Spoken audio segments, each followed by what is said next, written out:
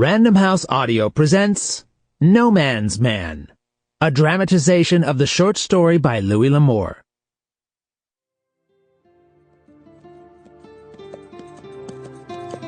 The afternoon was fading slowly when the tall, thin gentleman rode up to the dirty cantina. The sun was beginning to sink towards the hills over beyond San Carlos. The low adobe walls of the building cast long shadows in the courtyard as the man reined his horse in beside the hitching rail and slid down. Oh! I watched as he hitched his horse in front of the stable. Then he shook a peck of red Mexican dust off his coat before crossing the yard towards the cantina.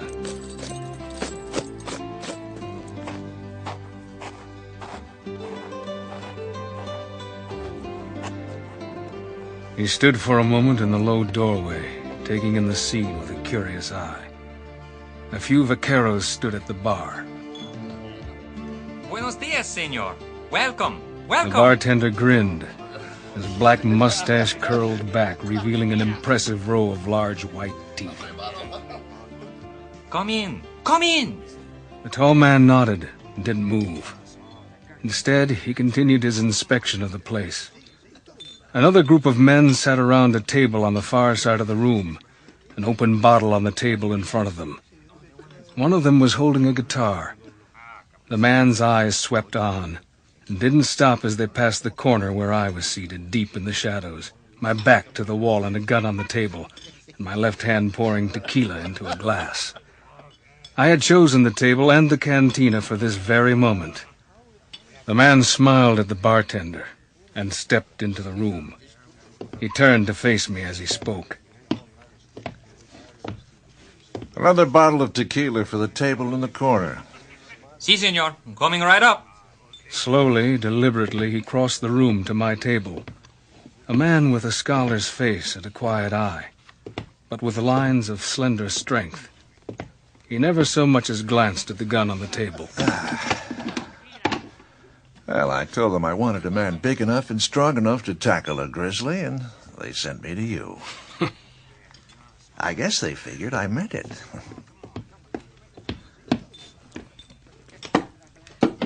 Your tequila, senores. The lemons and salt. Thank you. De nada, senor. How much? And where's the grizzly? His name is Henry Wetterling, and he's the boss of the biggest outfit in a place called Battle Basin, about 2 days' ride north of the border. I'll give you $1,000. The scholar, as I came to call him, looked me straight in the eye as he named this figure. It was not enough. I wondered if he knew it. Perhaps he wanted to see how I would react. What do I do? There's a girl up there named Nana Maduro. She owns a ranch. At the mention of Nana Maduro, my face froze. Smaller than I wondered if the scholar noticed. I believe his is the biggest ranch in Battle Basin, but Nana Maduro's land's the best in the whole countryside, and Wetterling wants it. He's tried courting her, but so far... I had never been to Battle Basin, although I'd heard of it. There isn't a ruse he won't... I knew Nana Maduro, though. A finer-looking woman had never drawn breath on God's earth as far as I was concerned. He's a determined cuss. I had known her for almost as long as I could remember. Well, he's accustomed to I getting had what he loved her, wants. too. But events had come between us. Wetterling wants the girl, and he wants her ranch. I don't want him to have either. You want him dead. I want him out of there. Use your own judgment. When I hire a man for a job, I don't tell him how to do it. This man with the scholar's face was more than a quiet man. He could also be a hard man. I thought again about the fee he had mentioned. The idea of seeing Nana again had aroused my interest. At that point, I would probably have taken the job for nothing. But I knew that that was no way to begin to drive a bargain. One more thing. Wetterling is top dog up in those parts, and nobody gets in his way. Huh? But he has 2 men to back him up. The names are Clevenger and Mack. All right, but the price is higher. I want $5,000. I like a man who puts a proper estimate on a job. 5, 6, 7, 8. He reached in his 9, pocket and drew out a wallet and began counting out green bills on the dirty tabletop. 3, 4, 5, 6, 7, 8, 9. $2,000. The rest when you're finished. I couldn't argue with that. He pushed back his chair and got up. I looked at the pile of $100 bills and thought of the long months of punching cows I'd have to put in to earn that much money. Where do you fit in?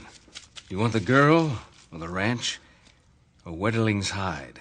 You're paid to do a job, Morgan, not for asking questions.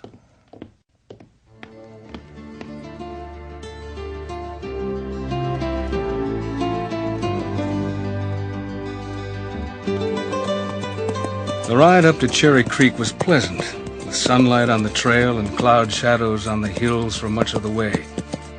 But by the afternoon of the second day, when I rode into the town of Battle Basin, it had grown hot and still like cyclone weather. The town folks stared at me as I rode my big red horse down the dusty street, and well, they might. My mother was Spanish, and I was told that I had her dark good looks. But from my father I had inherited the strength and the build of Welsh coal mining stock. I was 3 inches over 6 feet, with black hair curling around my ears under a black, flat-brimmed, flat-crowned hat. The shirt I wore was a sweat-soaked, dirty red beneath a black horsehide vest, and there was a scar on my left cheek where a knife blade had bit to the bone. Ooh. When I swung down in front of the local saloon, folks gathered round to look at my horse. Blood bay with black mane, tail, and forelock. A heavy-set gent in a white apron leaned on his broom and stared. Will you look at that? Say, mister, that's a lot of horse. 16 hands at the shoulder, I'll bet. Not a bad guess. 17, actually. What's your name, Sonny? Billy Travers. Well, Big Red here is 1,300 pounds of the finest horse flesh in Texas. I want you to keep an eye on him, okay? You betcha, mister. With a smile to the boy, I stepped onto the boardwalk. The man in the white apron followed me into the saloon. Give me a tequila. I'm coming right up, mister. He brought out a bottle and opened it. Then he found a lemon and salt. So I had a drink there, and another. I looked around the room, and it all looked familiar, although it had been quite a while since I'd set foot this far north of the border. Have another, mister? Thanks. I'm looking for a ranch on Cherry Creek. It's owned by Nana Maduro. Well, then you be wanting to talk to a gent named of Wetterling. He hires for them. Is that a fact? Sure is. And a mighty particular fella he is, too. Especially when it comes to hiring for Miss Nana. I think I'll see the owner. You do as you like, mister. Thanks for the tequila and the advice. Outside on the boardwalk, I stood for a while in the shade of the awning and rolled a cigarette. I'd seen 100 towns like Battle Basin. I had even lived in a few.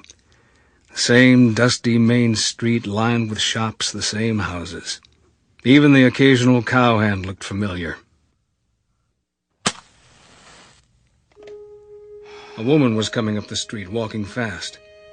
She had flame-red hair and brown eyes, and her skin was golden and smooth. When she saw my horse, she stopped dead still. Where did that horse come from? Man rode in about an hour ago. He's in the saloon. What did he look like, Billy? Well, She was staring at the horse as the boy spoke, and I could see from the look on her face that she remembered our ride back from Las Cruces together. She was all woman, that one, and she had it where it showed. She wore her sex like a badge, flaunting it like a challenge. The way I liked it. He'd ridden a fair piece. Dusty. I stepped out into the sunlight, the cigarette held firmly in my lips. Hello, Nana. Hello, Lou. This is a long way from Mazatlan. You were lovely then, too. Lou, I thought you were... I never heard from you, Nana. I thought you were on the island. A prisoner. I thought you were still there. I kept remembering you. No walls could hold me. Lou... So I found a way out and away. They get along without me. Oh, hold it. Oh! As we looked at one another, two Sample complete. Ready to continue?